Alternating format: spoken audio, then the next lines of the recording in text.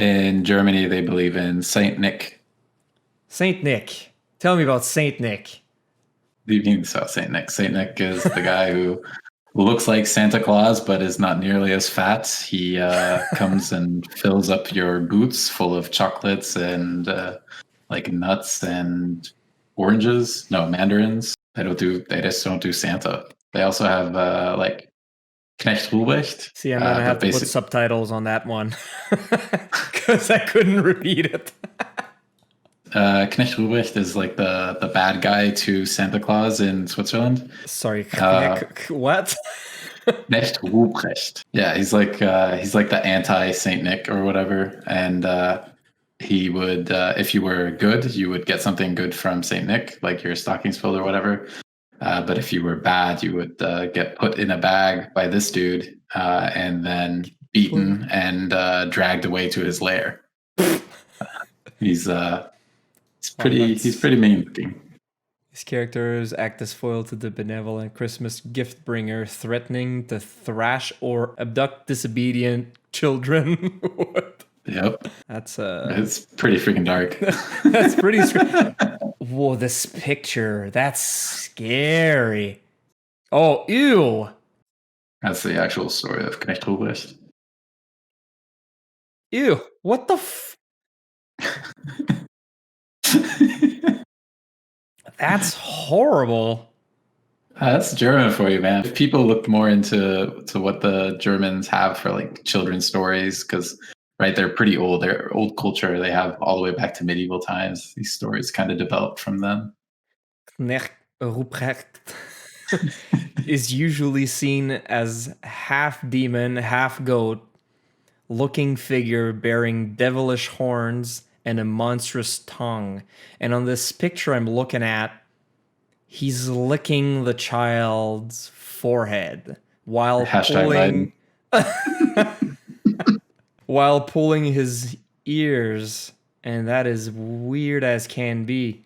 So they actually commercialize that, like that character, that story, like that's a thing, or? I wouldn't say they commercialize on it. Like all the parents still like tell their children about it, basically. That's absolutely horrifying.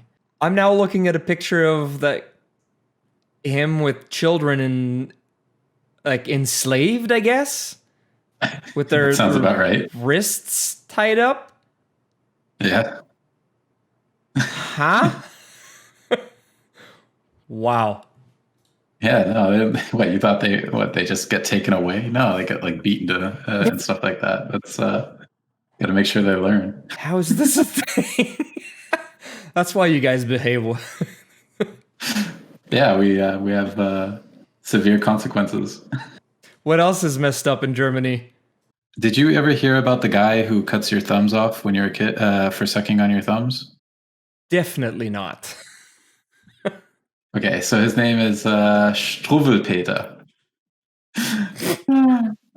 which is also mentioned in The Office at one point by Dwight, by the way. Basically, it's the story about a kid who kept sucking his thumb, and the lady would say, "Stop sucking your thumbs. Struwwelpeter will come after you." And then lo and behold, he continues to suck his thumb. Struwwelpeter comes out of this closet or whatever and cuts his thumbs off with a big scissors, and then he's left with no thumbs.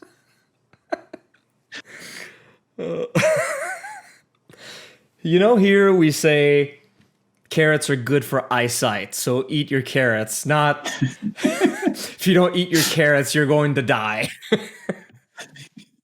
I mean, that is kind of how it goes. Heinrich Hofmann made like a lot of like crazy cool stories, which maybe not child's appropriate nowadays, but definitely were once upon a time.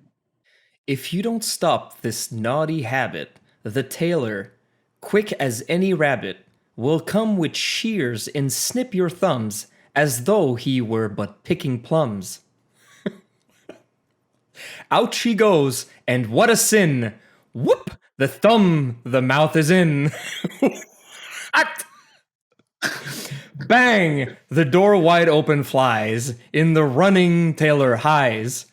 On the floor he makes a thump, turns to Conrad with a jump. Then he goes both snip and snap, Thumbs come off.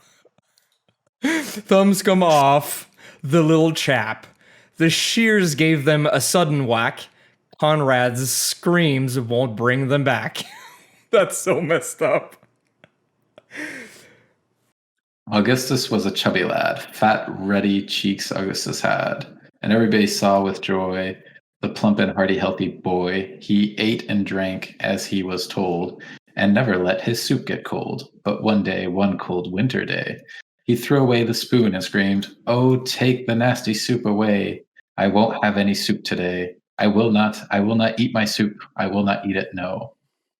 Next day, now look, the picture shows how lank and lean Augustus grows.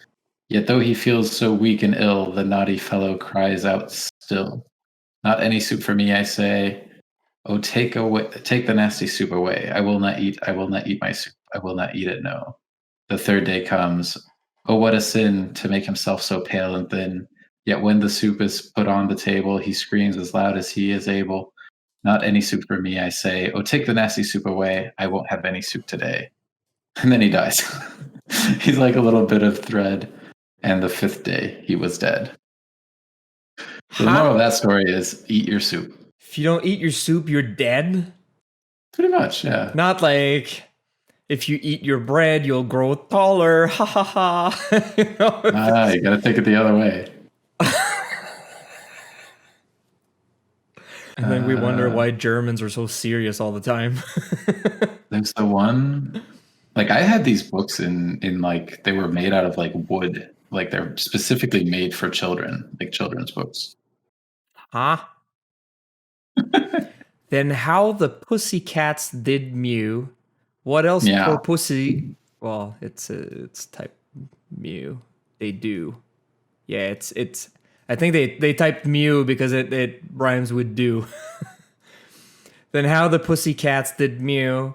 What else poor pussies could they do? They screamed for help, 'twas all in vain. So then they said, we'll scream again. Make haste, meow, meow. She'll burn to death, we told her so. So she was burnt with all her clothes, and arms and hands, and eyes and nose, till she had nothing more to lose, except her little scarlet shoes. And nothing else but these was found among her ashes on the ground. And then, and when hen the good cats sat beside the smoking ashes, how they cried, meow, meow, meow, meow. What will mama and nursey do?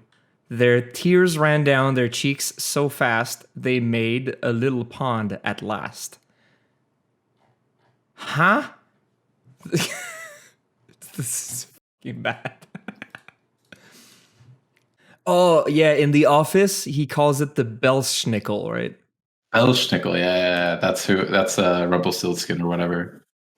So that's an actual thing, like the Belschnickel? Yeah.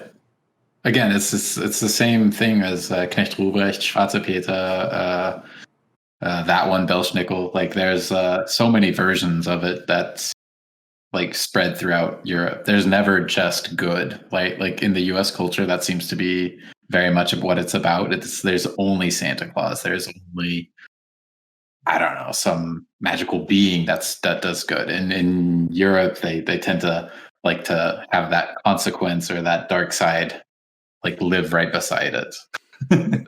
Wow. Yeah. Here, if you're not a good boy, you won't get a gift. Exactly. No. And there it's like, no, you're not just not getting a gift. You're going to get taken away and you're going to be a slave for someone else for a while. Like, what?